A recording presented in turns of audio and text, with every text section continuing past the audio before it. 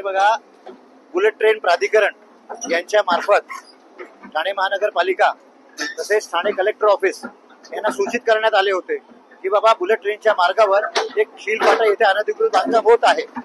त्यानुसार ठाणे महानगरपालिकेमार्फत त्यासोबत महसूल विभागामार्फत जी एक DPL असते, ड्यू प्रोसेस ऑफ लॉ, म्हणजे नोटीस देणं, सुनावणी घेणं, आदेश पारित करणं, MRTP केस करणं, या सगळ्या गोष्टी झालेल्या आहेत।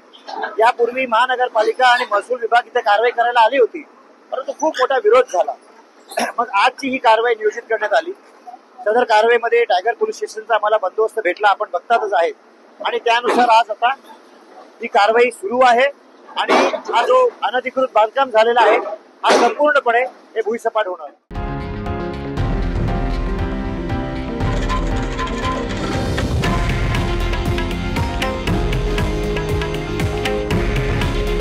हे आहे देशातील नंबर 1 न्यूज नेटवर्क आणि आपण पाहत आहात TV9 मराठी।